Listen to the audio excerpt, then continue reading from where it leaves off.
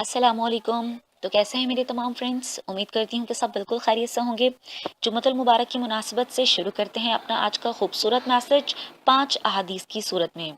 हदीस नंबर 1, रसूल करीम सल्लल्लाहु अलैहि वसल्लम ने फरमाया, मुसलमान जब अपने अहलो अयाल पर सवाब की उम्मीद से खर्च करता है तो ये भी उसका सदका है, यानी उसके नामा अमाल में सदका का सवाब लिख दिया जाता है।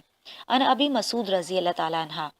हदीस नंबर 2, रसूल करीम सल्लल्लाहु अलैहि वसल्लम ने फरमाया, तमाम बनी आदम के दिल रहमान अल्लाह की उंगलियों में से 2 उंगलियों के दरमियान है, जिसके लिए चाहता है उसे फेर देता है। इसलिए रसूल करीम सल्लल्लाहु अलैहि वसल्लम ये दुआ बार बार पढ़ते थे, अल्लाहुम्मा मुसर्रिफल कुलूबी सर्रिफ कुलूबना अला तोआतिक।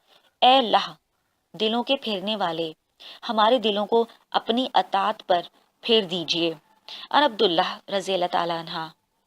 हदीस नंबर 3, रसूल करीम सल्लल्लाहु अलैहि वसल्लम ने फरमाया, इस्लाम और कुफ्र के दरमियान फर्क नमाज का तर्क करना है। अन जाबिर रज़ी अल्लाह ताला अन्हा। वजाहत, नमाज ना पढ़ने वाला कुफ्र के बहुत करीब हो जाता है।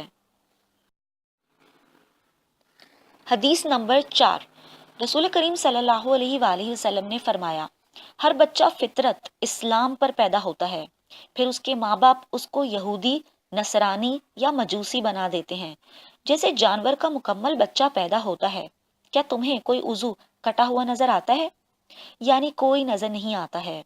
फिर आप सल्लल्लाहु अलैहि वसल्लम ने ये आयत तिलावत फरमाई।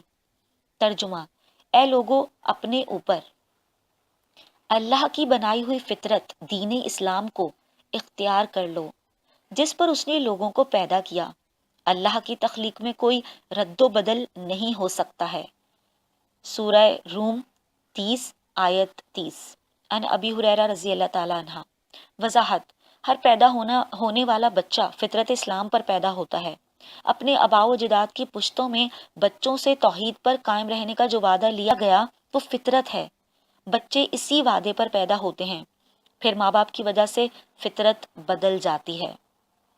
हदीस नंबर 5, रसूल करीम सल्लल्लाहु अलैहि वसल्लम ने फरमाया, उस जात की कसम जिसके हाथ में मेरी जान है, कोई आदमी उस वक्त तक मोमिन नहीं हो सकता जब तक अपने मोमिन भाई के लिए वही चीज पसंद ना करे जो अपने लिए पसंद करता है।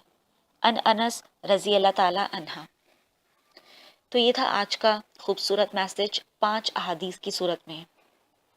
उम्मीद करती हूँ कि आप इन अहादीस को ना सिर्फ पढ़ेंगे, सुनेंगे, समझेंगे, बल्कि इसे ज़्यादा से ज़्यादा आगे भी शेयर करेंगे।